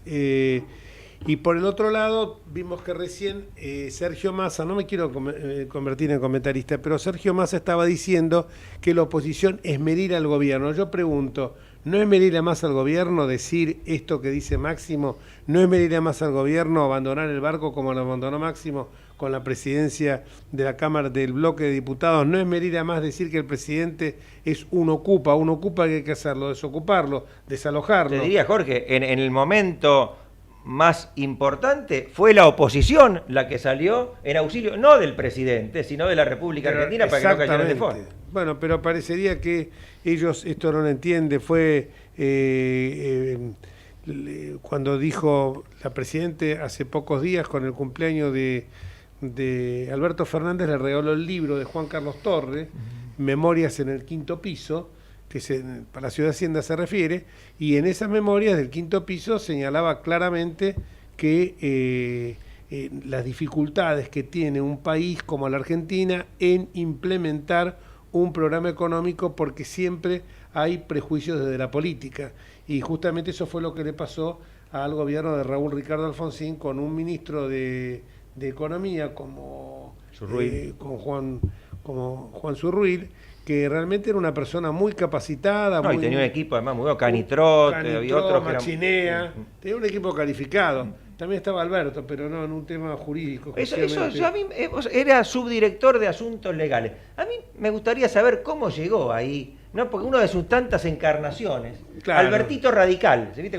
Como Carlitos, claro. Tenés son Carlitos etapas. Bombero, Carlitos, las películas de Chaplin. Bueno, Albertito Radical, vaya a saber cómo llegó ahí. Además en un cargo de segundo nivel, dependía, vos sabés que el otro día lo escuché a Pagni, que creo sí, que yo también. dijo, de la jefa era Cáceres Monier, que era la mujer de un destacadísimo dirigente radical de Villa Crespo, fallecido prematuramente, que era Horacio Calzón Flores. Calzón Flores, sí. Y vamos a la pausa antes que nos reten. Pausa. Vamos la radio, somos tu voz. Vamos con Eco, siempre la verdad y la mejor información. El mejor gimnasio te espera. Elegí las clases que quieras. En Unfit vamos a cuidarte. En Unfit venimos a encontrarte. ¿Cómo prevenir dengue, zika y chikungunya?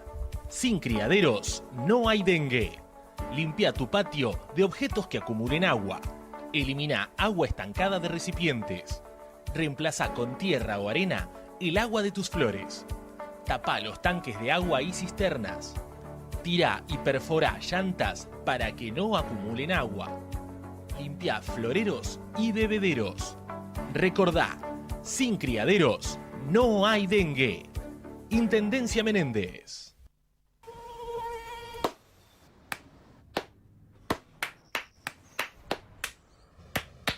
No aplaudamos al mosquito, combatámoslo en serio.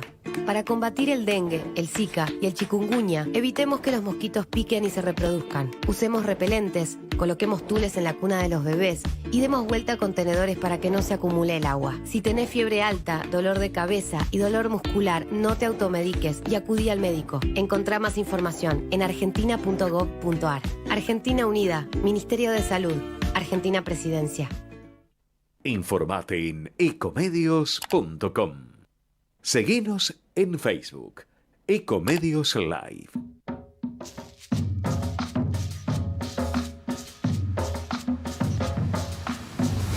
Sí, continuamos en Entre Ustedes y Nosotros. Hablábamos recién de la oposición que el kirchnerismo le está haciendo cada vez de manera más dura, más frontal a su propio gobierno, ¿no?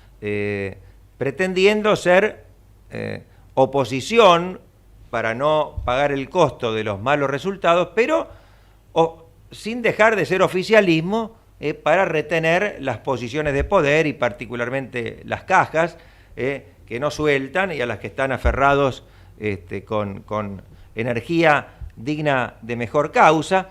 Y esto es muy claro ya en los últimos días.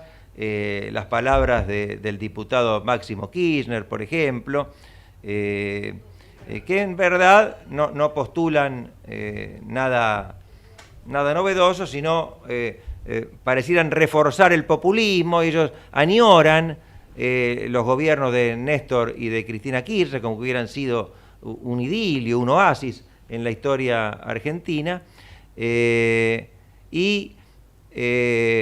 Sin embargo, bueno, sabemos los malos resultados a los que condujeron y cuando todavía la Argentina disponía en la primera etapa de Kirchner de esos superávits de los que se hablaba, que no los generó él, sino los generó la situación económica post convertibilidad, con la terrible devaluación que hubo, en el aumento de los precios de las materias primas, particularmente de la soja. En fin, se creó un contexto económico que ellos no generaron, de los que se beneficiaron y que dilapidaron a lo largo de los años. ¿Es así, Jorge? Totalmente de acuerdo, te estaba escuchando, habíamos salido un segundo, te estaba escuchando y realmente esto es lo que siempre sostenemos nosotros, ¿no? Y habíamos hablado con nuestro amigo Fernández Núñez desde Europa por el tema del energético. El tema energético que se está volviendo acuciante en todo el mundo y más gravemente en la Argentina, donde tuvimos superávit, llegamos a tener superávit energético y hoy parece mentira, importábamos gas y importábamos gas, pasamos a exportar gas y ahora volvemos a tener que importar gas, ¿no? Y tenemos ahora un amigo, un especialista en temas energéticos, y cuando hablamos de la grita tanto, yo debo decir que el tema energético desde hace más de una década ha dado un ejemplo por ejemplo, con quien es nuestro invitado de hoy, Emilio Apud, Daniel Montamat, y recuerdo otros más, Alito Guadañi. Sí, se habían reunido de distintos signos políticos.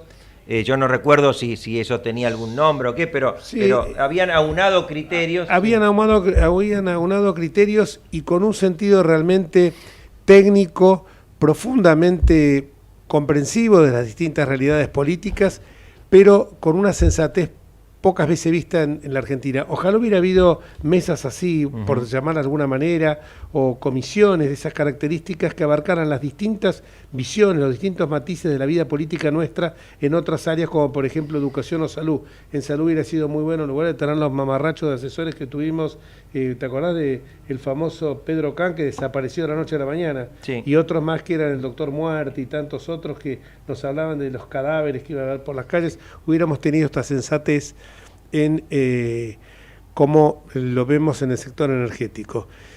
¿Qué tal, Emilio? ¿Cómo te va?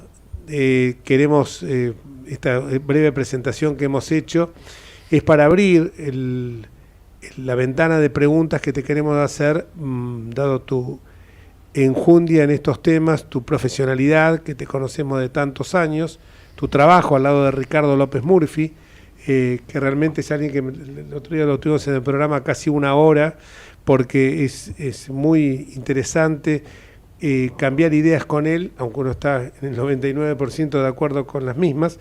Y ahora queríamos hablar contigo del tema energético que tanta preocupación está generando, sobre todo cuando uno ve que va a dañar también todo lo que es el suministro gasoil, y esto va a afectar justamente a uno de los digamos, de las actividades, como en el sector agropecuario, que más divisas, o prácticamente el único que provee de divisas a la Argentina.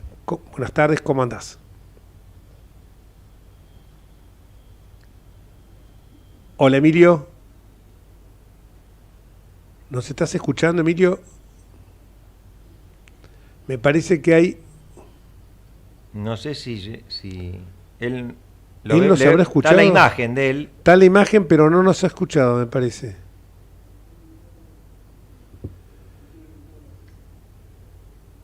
¿Tiene habilitado el audio? Emilio, si podés habilitar el audio. Emilio, ¿nos estás escuchando? No tenés habilitado el audio, me parece. ¿Es un problema técnico?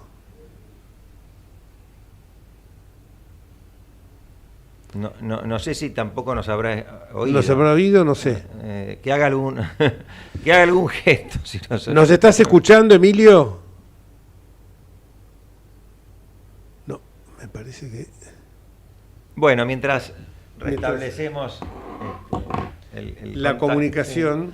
El tema, por supuesto que nosotros no somos ni remotamente expertos, pero el tema energético es uno de los grandes temas en el mundo.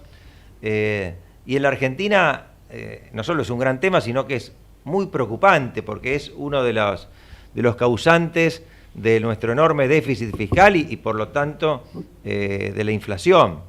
Digamos, si hay un sector en el que el populismo se ha expresado de manera categórica es durante los gobiernos kirchneristas, es el energético. Acá nos hacen algunos gestos, Jorge, no sé, del control. Teléfono. Pareciera que está restablecida la comunicación. Está restablecida la comunicación, perfecto. No sé si nos escuchaste, Emilio, buenas tardes. Jorge Enríquez y Osvaldo Pérez San Martino. ¿Escuchaste lo que habíamos hablado al comienzo? No, porque no me llegaba el audio. No, habíamos hablado, vamos a hacerlo sintético, habíamos hablado justamente de que el motivo de nuestra entrevista era conocer la opinión de una de las personas que tienen más enjundia en tratar los temas energéticos, que realmente es uno de los más conocedores de este tema, no solo a nivel local, sino internacional, como es tu caso. Y hablábamos que es uno de los pocos temas en los cuales se ha podido superar esta grieta que tanto nos afecta a los argentinos, porque de tiempo bastante, no digo de tiempo inmemorial, pero hace bastantes años, escuchamos que hay como una comisión de referentes de energía, donde estás vos, está Daniel Montamat, está Lito Guadañi, creo, y otros más, no me puedo acordar el nombre de... Jorge La Peña. Jorge La Peña. Radical. Sí, Radical, ese es lo que no... Quique Devoto, peronista. Peronista, o sea que en este tema parecería... Chicharaos también. Parecería que y siempre los han llegado a acuerdos, y claro, cuando prima el sentido común sobre a lo mejor diferencias ideológicas de matices que pueda haber, se puede avanzar en estos temas. Ojalá hubiera habido en el área de seguridad, en el área de salud, que tuvimos algunos personajes extraños como el doctor Khan o como el doctor Muerte o como tantos otros que hablaban de cadáveres, hubiéramos tenido una pléyade de personas que conocieran bien el tema y que pudieran superar estas diferencias que tenemos los argentinos. Y en este tema hoy nos preocupa muchísimo, no solamente por la crisis que a nivel internacional está produciendo la guerra, con el tema energético, con el tema del suministro de gas de Rusia a la Unión Europea, sino que vemos que va a tener también fuertes coletazos a la Argentina, que después de haber llegado a tener en algún punto en el gobierno de Cambiemos un superávit energético, hoy volvemos a caer, Y cuando lo escuchamos decir el otro día a Ricardo López Murphy, que estuvo acá también en el programa, y la verdad que estuvimos casi una hora, se nos fue el tiempo, pero no se nos fue el tiempo, lo ganamos, porque siempre es muy provechoso escucharlo a Ricardo, cuando decía que tenemos gas para 600 años, con Vaca Muerta, decir, lo tenemos ahí y no lo explotamos por muchas razones, entre ellas que no ofrecemos el marco regulatorio adecuado, de confianza, de seguridad jurídica, como para que vengan inversiones extranjeras, que son las únicas que están habilitadas y que tienen capacidad para extraer ese combustible tan necesario. Y por el otro lado vemos que hay una sustitución por el tema de la huella del carbono de lo que son los minerales fósiles por aquellos que son aquellas energías renovables. Entonces queríamos escuchar tu opinión sobre este presente a nivel local y a nivel mundial. Gracias por participar en el programa. No, un gusto y gracias por la presentación. Sí, la verdad el grupo de los exsecretarios es algo excepcional, ¿no? De que haya consensos en gente que piensa distinto, pero bueno, algo se logró. Pero la base siempre es buscar políticas de largo plazo, porque sin políticas de largo plazo, y como bien decís vos, es necesario empresas extranjeras, inversores extranjeros que vengan, ¿no? Con políticas espasmódicas de cada 4 años se hace un cambio abrupto, no va a venir nadie, y está bien, puede haber 600 años al consumo actual en Vaca Muerta, pero dentro de 40 años no va a querer nadie, el gas se va a dejar de usar, los hidrocarburos terminan, la era del petróleo termina en 30, 40 años. Entonces es una carrera contra reloj. Cuanto sigamos haciendo mal las cosas, va a quedar todo bajo tierra. Y esos son varios productos brutos actuales que quedan bajo tierra, ¿no? Entonces ahora yo creo que hay un cambio de paradigma en el mundo, porque se junta la parte de ambiental, ¿no? Con todos los compromisos que hay en las COP que se van haciendo anualmente, o con cierta periodicidad, y la agresión de Rusia a Ucrania, que desnudó la mala estrategia que la Unión Europea tuvo respecto de el abastecimiento energético. No puede ser que ya hace 20 años que se conocía a Putin, que está al poder, que es un tipo autoritario, autócrata, con ínfulas imperialistas, etcétera, que siguieran haciendo caños y abasteciéndose de gas como unilateral, ¿no? Y tienen más del 40% que se abastece de Rusia y no se puede cortar de un día para otro. Vos imagínate que si hoy la Unión Europea estuviera en condiciones de prescindir de ese gas, Rusia capitula en 2 minutos, porque son 700 millones de dólares por día que se está llevando de la Unión Europea. Entonces, ahora ya la Unión Europea dice, bueno, no vamos a cometer más este error y vamos a prescindir, a más tardar para el año 30, de todo el gas de Rusia, independientemente cuáles sean los resultados de esta barbaridad que cometió Putin. Pero el objetivo de corto plazo para el año que viene es reducirlo en 2/3, ¿no? Entonces, en estos momentos, el único elemento que puede reemplazar esto es el gas natural licuado, el LNG, que va por barco. Y el gran proveedor es Estados Unidos, pero no va a dar abasto porque Estados Unidos tiene compromisos a término con China también, ¿no? Entonces aparece acá un remoto país en el sur del hemisferio americano que tiene la segunda reserva o segundo recurso de gas del mundo, ¿no? Occidental, nuestro país. El único problema es que nos toman un poco como loquitos por todos los gobiernos raros que hemos tenido, sobre todo los kirchneristas. Vamos por el 4º gobierno kirchnerista, que no es poco, ¿no? Que destruyó al sector energético.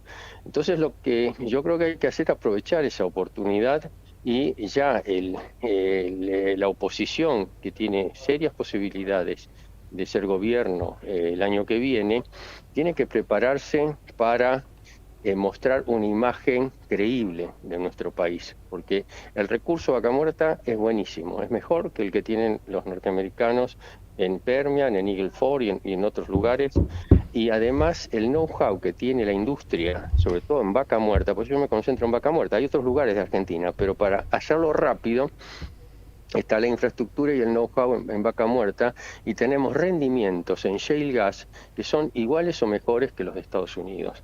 Entonces se dan un montón de condiciones, no tenemos problemas étnicos, raciales, qué sé yo, tenemos problemas políticos, ¿sí?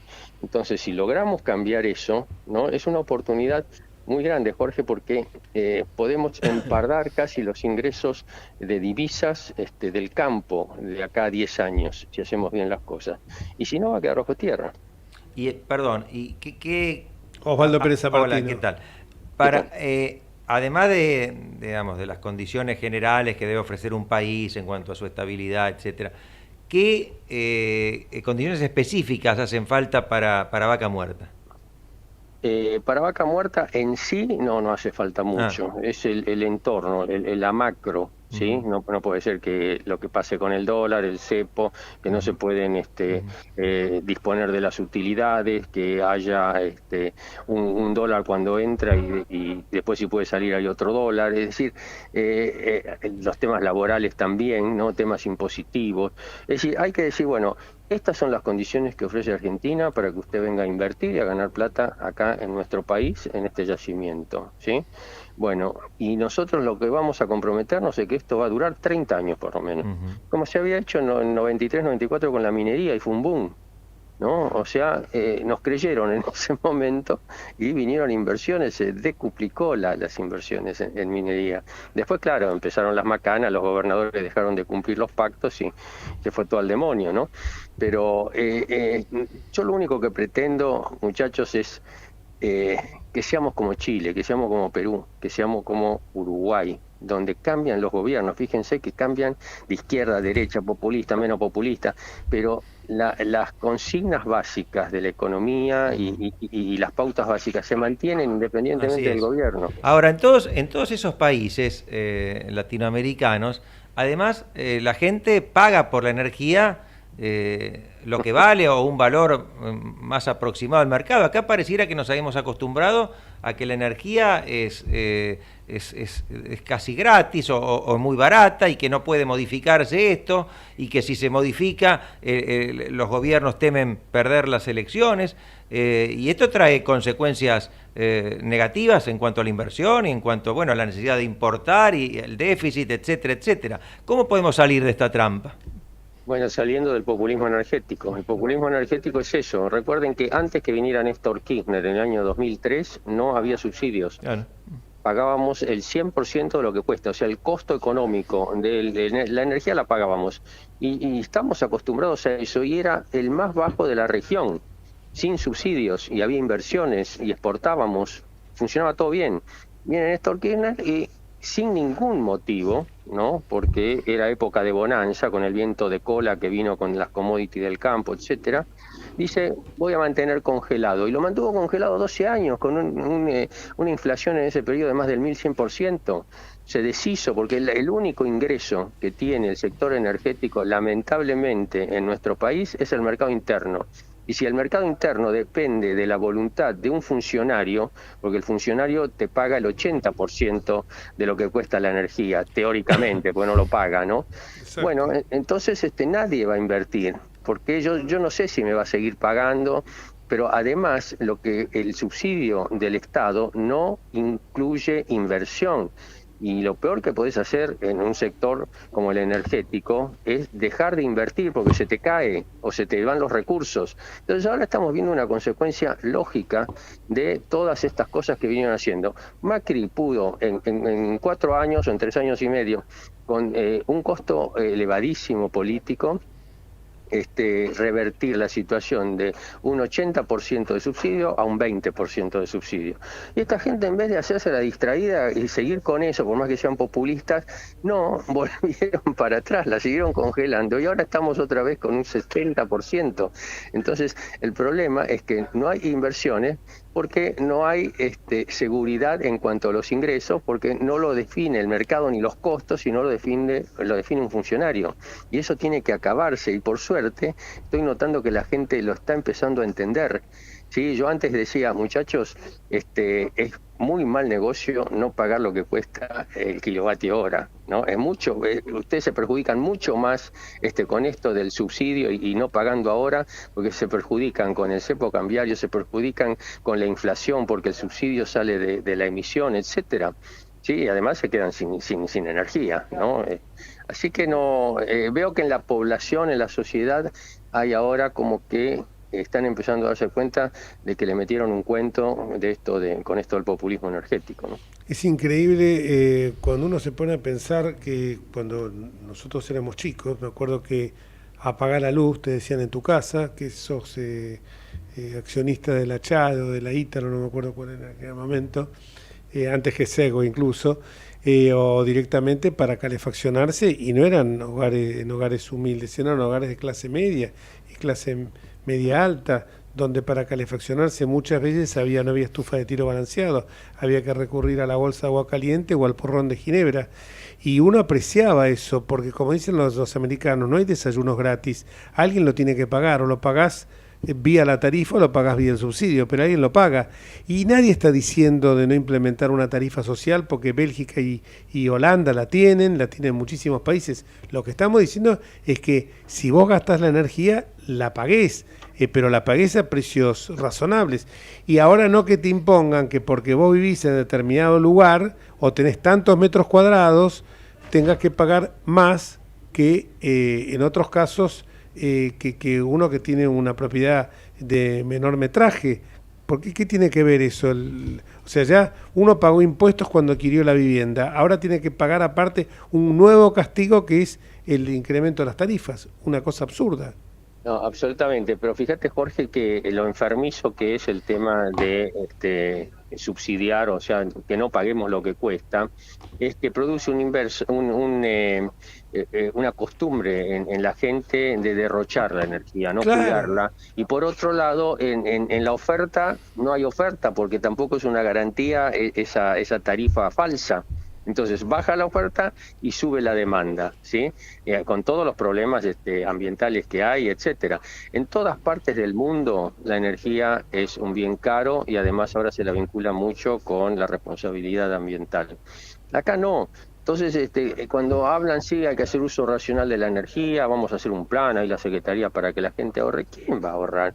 Si a vos te sale 2 mangos el kilovatio hora, ¿por qué te vas a comprar un aparato que vale un 30% más porque tiene eficiencia energética? Nunca. Entonces, es una cuestión es el precio. Claro, una cuestión de cultural que hay que empezar a machacar sobre la sociedad. Y yo, insisto, veo que hay mucha más receptividad ahora en la gente, como que está entendiendo el problema. Yo antes decía en algún medio, muchachos, hay que pagar lo que cuesta, y bueno, las maldiciones llegaban hasta el cielo. Ahora no, ahora lo empiezan a decir, bueno, pero ¿cómo? Y si vos te pones a pensar, cuando hablan de porcentajes, 100%, 150%, vos fíjate en valores absolutos lo que es también, ¿no? Claro. Mira, en energía eléctrica, un promedio de consumo son 1.100 pesos, 1.000 pesos por mes para un consumo de 300 kilovatios hora por mes. Yo te digo, te lo aumento 100%. Clase media, ¿no? O media baja, 100% te lo aumento. ¿Cuántos son? 1.000 pesos por mes. ¿Cuánto vale una pizza? ¿Cuánto vale una docena de empanadas? ¿No? Bueno, deja de comer pizza o baja el nivel de calidad de tu streaming o qué sé yo, hay un montón, todo no se puede, ¿no? Es decir, ¿seguro? La sociedad se acostumbró a trasladar lo que antes, hace 20 años, lo destinaba a energía a otros bienes y ahora le cuesta desprenderse. Y es difícil, claro. Y bueno, pero hay, la teoría de la escasez, ¿no? Sí, los populistas dicen, hay un maná en el cielo que se llama Estado que te va a dar todo lo que quiera. No, macana, a lo mejor lo podía hacer Alemania por un tiempo, o Estados Unidos, pero nosotros, que el único recurso que tenemos es la emisión, no va. Muchísimas gracias, Emilio. Vamos a tenerte como consultor en todos estos temas energéticos, porque fuiste muy claro, quedaron muchas preguntas por hacer, así que vamos a insistir en otras nuevas presentaciones. El programa nuestro dura 2 horas, va de 5 a 7, así que recién hablábamos con Silvio Los Penato también, que fue muy interesante todo lo que hablamos del tema parlamentario, de la ley de alquileres, famosa, que también el populismo también allí se enseñorea y genera condiciones que son absolutamente adversas justamente al que dicen proteger, que es el inquilino. Sí, es así. Gracias por la invitación. No, por favor. Muchas gracias conmigo. Adiós. Gracias, hasta luego, Emilio. Y Nosotros todavía tenemos unos minutitos. no sé. Teníamos a Ezequiel, pero me parece que ya estamos fuera de horario. Quedan 2 minutos. No, ya que tenemos esa pantalla ahí prendida en canales informativos, veía recién, ponían urgente una noticia que habían ordenado la detención de una mujer que descubrieron, se hizo una investigación y descubrieron que una mujer que ordenó pegar los carteles que criticaban a Cristina Kirchner. Este asunto lo veo en los medios de comunicación y en forma crítica tratado. Yo diría, ¿y cuál es el delito? ¿Cuál es la investigación? Si está todo el tiempo vemos carteles con mensajes políticos, unos de elogio, otros de crítica, pero ¿qué pasa? Cuando se la menciona a Cristina Kirchner ya hay una investigación penal. ¿Y cuál es el delito? No lo entiendo. Yo tampoco. No, yo tampoco. Porque interviene la justicia de la Ciudad de Buenos Aires. ¿Será alguna contravención respecto de No, será los una carteles? contravención respecto a los carteles, de la implementación de los carteles, pero lo que no entiendo es lo mismo que está diciendo vos, lo digo yo. O sea, no entiendo, pero esta rapidez no la tuvieron cuando fueron los carteles de la Gestapo, que eso era mucho más grave. Ellos sí era grave, pero esto era un cartel. Pero en la Argentina que vivimos, mi querido amigo, recién acaba de anunciar que aumentan la tarjeta alimentaria a 50.000 pesos. ¿Cuánto dijeron? Un 50%, perdón. Sí, 50%. Y lo están anunciando y solucionamos siempre, no vamos a las causas, sino que vamos a los efectos. Y hay mucha gente que esto lo ve con simpatía y no se da cuenta que nos estamos tirando un tiro en el pie permanentemente. Y realmente esto es, a veces uno quiere llevar un mensaje de esperanza, pero cuesta muchísimo, ¿no es cierto, Osvaldo? Cuesta, no dejemos de llevarlo a esa toma de conciencia que decía Pud en gente sobre el tema energético, por ejemplo. Bueno, esperemos que sea así y que a la hora de políticas no populistas las acompañen y no se quejen tanto, porque sacrificios y esfuerzos va a haber que hacer. Exactamente. Lo importante es que la gente está tomando noción y conciencia de esto. Muchísimas gracias y nos vamos hasta el próximo martes, si Dios quiere. Chau y gracias por escucharnos estas 2 horas.